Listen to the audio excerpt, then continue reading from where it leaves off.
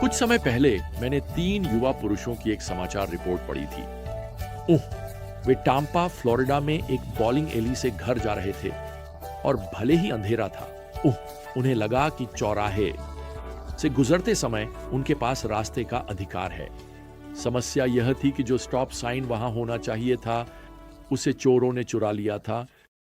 एक बड़ा ट्रक आया और इस कार से टकरा गया और तीनों युवा पुरुषों की तुरंत मौत हो गई। क्या बेवजह की त्रासदी थी। मैंने सीखा है कि आजकल ट्रैफिक साइन चुराना बहुत आम है और चुराने के लिए पसंदीदा साइन स्टॉप साइन है। आप जानते हैं, जब मैंने ये पढ़ा तो मैं ये सोचने से खुद को रोक नहीं सका कि एक और प्रकार का स्टॉप साइन है जिसे हटाया जा रहा है और हताहतों की संख्या बढ़ रही है। हमारी दुनिया ऐसा लगता है कि जब भी यह किसी यौन मुद्दे से संबंधित होता है तो किसी भी स्टॉप साइन को हटाने का पक्ष लेती है। वास्तव में स्टॉप साइन को स्पीड अप साइन दिवस से बदल दिया जा रहा है। हमारी दुनिया इन स्टॉप साइन को हटाने की त्रासदी को नजरअंदाज कर रही है। वास्तव में आज की हमारी दुनिया ने सुरक्षित शब्द को विवाह के बाहर के सेक्स से जोड़ दिया है। यह ऐसा है जैसे कोई अधिकारी उस समुद्र तट पर जा रहा हो जहां शार्क देखी गई हैं और एक साइन लगा रहा हो जिस पर लिखा हो सुरक्षित तैराकी, या कोई व्यक्ति किसी औद्योगिक संयंत्र के पास की जल निकासी खाई पर एक साइन लगा रहा हो जिस पर लिखा हो सुरक्षित पेयजल। प्रिय, सुरक्षित पाप जैसी कोई चीज नहीं होती। सोलोमन वास्तव में इस नीति वचन की पुस्तक में यौन पाप के विषय पर 2 से अधिक अध्याय समर्पित करने जा रहे हैं और वह हमारे लिए एक स्टॉप साइन लगा रहे हैं। वह हमें एक सख्त स्वाप चेतावनी दे रहे हैं जिसे हम चुरा सोच नहीं सकते या छुपा नहीं सकते। प्रिय, आज हमारे ज्ञान यात्रा में इस अध्ययन को आपके लिए एक शक्तिशाली अनुस्मारक बनने दें। हमें ईश्वर के स्टॉप साइन का ईमानदारी से पालन करना चाहिए। अब व्यापक रूप से बाइबल में यौन अनैतिकता के लिए सबसे अधिक उपयोग किया जाने वाला शब्द व्यभिचार है।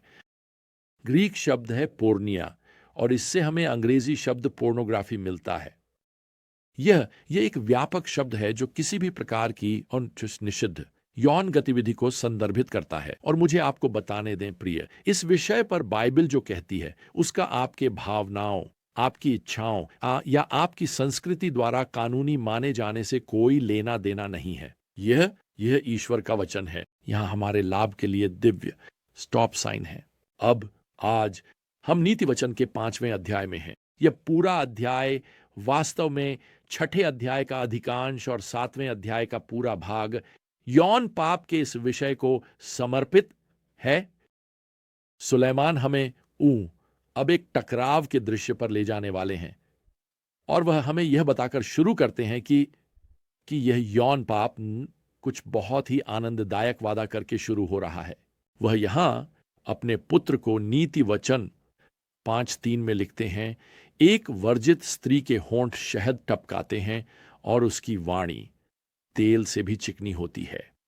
मेरा मतलब है वह इसे इतना सही, इतना संतोषजनक ही बनाकर प्रस्तुत करते हैं। क्या यह प्रलोभन संतोषजनक नहीं होगा? खैर, 7वें अध्याय में सुलेमान इस दृश्य को विस्तार से प्रस्तुत करते हैं जब वह एक आदमी को इस चौराहे की ओर जाते हुए देखते हैं। ये एक नैतिक टकराव होने वाला है। वह यहां 8वें पद में लिखते हैं, वह उसकी गली के पास से गुजर रहा था, सांझ के समय, रात के समय और अंधेरे में उसके घर की ओर जा रहा था। पद 14 में वह कहती है, मुझे बलिदान चढ़ाना था और आज मैंने अपनी मन्नतें पूरी कर दी हैं, इसलिए अब मैं तुमसे मिलने आई हूं और मैंने तुम्हें पा लिया है।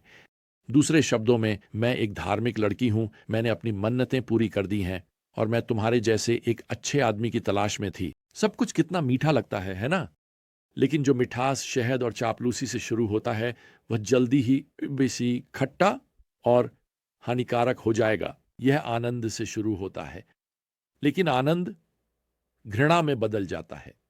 अब यहां अध्याय 5 में सोलोमन कुछ इस तरह से टेप को आगे बढ़ाते हैं और यहां पद 3 में कहते हैं, उसकी वाणी तेल से भी अधिक चिकनी है, लेकिन अंत में वह नागदौन की तरह कड़वी है। नागदौन फिलिस्तीन में एक छोटा फूलदार झाड़ी थी और इससे एक कड़वा पेय बनाया जाता था। यह पाचन समस्याओं के लिए उपयोग किया जाता था, यहां तक कि जिगर की बीमारी के लिए भी यह पसीना बढ़ाने के लिए उपयोग किया जाता था। यह शरीर को बीमारी से मुक्त करने का प्रयास था। तो देखिए यह शहद का जार क्या निकला, नागदौन का कड़वा स्वाद वाला प्याला तो आनंद घृणा में बदल जाता है। और फिर मैं चाहता हूं कि आप यहां के पतन पर ध्यान दें, क्योंकि घृणा अपमान में बदलने वाली है। अब यहां अध्याय 6 में सोलोमन इस चेतावनी को पद 27 में लिखते हैं, क्या कोई व्यक्ति आग को अपनी छाती के पास ले जा सकता है और उसके कपड़े न जलें? पद 33 जोड़ता है, उसे घाव और अपमान मिलेगा और उसकी बदनामी मिटाई नहीं जाएगी। अब हालांकि किसी भी व्यक्ति के लिए जो पश्चाताप करता है क्षमा उपलब्ध है, लेकिन यौन द्यौन पाप इन के परिणाम पर जीवन भर रह सकते हैं। वे निश्चित रूप से राजा दाऊद के लिए रहे। दाऊद की बहुपत्नी प्रथा, व्यभिचार, इन सब ने एक विभाजित परिवार, हत्या और साजिश और ईर्ष्या और कलह के लिए मंच तैयार किया। वास्तव में इसने उसके बेटे सुलेमान को यौन पाप में और भी आगे बढ़ने का हर बहाना दिया, जो सुलेमान ने निश्चित रूप से किया। अब बल्कि विडंबना यह है कि अपने जीवन के इस बिंदु पर सुलेमान अपने बेटे को यहां चेतावनी दे रहा है कि आप आग को इधर उधर नहीं ले जा सकते और जलने की उम्मीद नहीं कर सकते। आप इससे बच नहीं सकते। दूसरे शब्दों में, आप आग से खेलते हैं और आप जल जाएंगे।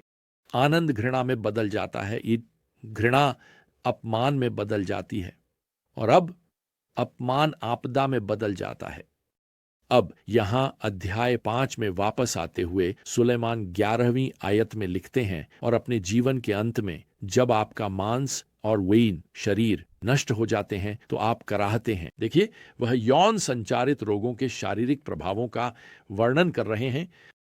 वैसे रोग नियंत्रण केंद्र ने हाल ही में रिकॉर्ड किया कि केवल एक वर्ष में 26 मिलियन नए यौन संचारित संक्रमणों का निदान किया गया। यह लगभग मिनट 50 है। पेनिसिलिन और अन्य दवाओं के बावजूद लाखों लोग संक्रमण की नई पीढ़ियों से संक्रमित हो रहे हैं और वे लाइलाज साबित हो रहे हैं। हम इस महामारी के बारे में क्यों नहीं सुनते? मैं आपको बताता हूं क्यों। क्योंकि हम एक ऐसी दुनिया में रहते हैं जो उत्सुकता से भगवान के रोग संकेतों को हटा रही है, ताकि वे एक मौसम के लिए पाप का आनंद ले सकें, और यह टकराव की ओर ले जा रहा है। सुलेमान अपनी चेतावनी को समाप्त करते हुए यहां अध्याय 7 और पद 24 में लिखते हैं, और अब हे पुत्रों मेरी सुनो और मेरे मुंह के शब्दों पर ध्यान दो। तुम्हारा हृदय उसके मार्गों की ओर न मुड़े, उसके रास्तों में मत भटको, क्योंकि उसने कई पीड़ितों को गिरा दिया है और उसके द्वारा मारे गए सभी एक शक्तिशाली भीड़ हैं। अब वैसे हम यहां सारा दोष उस महिला पर नहीं डालने जा रहे हैं जो प्रलोभन प्रस्तुत कर रही है, और परमेश्वर का वचन भी ऐसा नहीं कर रहा है। इसमें दो लोगों की आवश्यकता होती है जो उस यौन पाप के चौराहे पर पहुंचते हैं। तो सवाल यह है कि हम इस खतरे के बारे में क्या करें, विशेष रूप से हमारे चारों ओर की दुनिया में, जहां रुकने के संकेतों को हम तेजी से बढ़ने के संकेतों से बदल दिया गया है। खैर, मैं आपको 4 व्यावहारिक सावधानियां बताता हूं जो आप ले सकते हैं। पहला, छोटे समझौतों को निर्दोष मानकर सही ठहराएं नहीं। प्रिय, अनैतिकता होटल के कमरे में शुरू नहीं होती, यह बोर्डरूम मेन शुरू होती है, यह कक्षा में शुरू होती है, यह स्थानीय बाजार में शुरू होती है, यह मन में शुरू होती है, बहुत पहले, इससे पहले कि यह शरीर को शामिल करे। दूसरा, प्रलोभन से लड़ने के लिए तब तक इंतजार न करें जब तक यह खतरे के बिंदु तक न पहुंच जाए। मैं आपको बताता हूं, ब्रेक लगाने का सबसे अच्छा स्थान वह है जब आप उस चौराहे तक पहुंचने से पहले होते हैं। उस पहली नजर, उस पहले निमंत्रण, उस पहले क्षण पर रुकें जब आपको एहसास हो यह अनुचित है। तीसरा, यह न माने कि आप प्रलोभन से अधिक मजबूत हैं। अपने आप को यह कहने की अनुमति न दें, आप जानते हैं यह मेरे साथ नहीं होगा, यह मेरे लिए कोई समस्या नहीं है। नहीं, आप और मैं किसी भी प्रलोभन से प्रतिरक्षित नहीं है। अपने आप को कभी यह विश्वास करने में मूर्ख न बनाएं कि यह इतना गलत नहीं है, या आप जब चाहें तब इसे रोक सकते हैं। आप जानते हैं, मैंने उन लोगों से बात की है जो कुछ ऐसा कर रहे हैं जिसे बाइबल मना करती है। मैंने उनसे सुना है कि वे किसी को नुकसान नहीं पहुंचा रहे हैं। खैर, हां, वे कर रहे हैं। वे वास्तव में अपनी ही जिंदगी को बर्बाद करने की प्रक्रिया में हैं। जैसा कि पुरानी कहावत है, पाप आपको उससे अधिक खर्च कराएगा जितना आप कभी चुकाना चाहते थे। यह आपको उससे अधिक समय तक रोके रखेगा जितना आप कभी रुकना चाहते थे। और इसके साथ मैं आपको एक चौथी व्यावहारिक सावधानी देना चाहता हूं। जब प्रलोभन आपके दरवाजे पर दस्तक दे, और यह दस्तक देगा, तो प्रभु से कहें कि वह जाकर दरवाजा खोले। प्रभु को पुकारें और तुरंत उनकी ताकत और मदद के लिए उन्हें पुकारें। और इस बीच उन स्टॉप संकेतों को न हटाएं जहां भगवान ने उन्हें लगाया है। उन्होंने उन्हें आपकी सुरक्षा, आपकी ईमानदारी, आपकी पवित्रता और आपके भले के लिए वहां लगाया है। इसलिए उन्हें वहीं रहने दें जहां वे हैं। खैर, हमारे अगले ज्ञान यात्रा तक प्रियजनों, प्रभु यीशु मसीह की कृपा और भगवान का प्रेम और पवित्र आत्मा की संगति आप सभी के साथ हो। आमीन।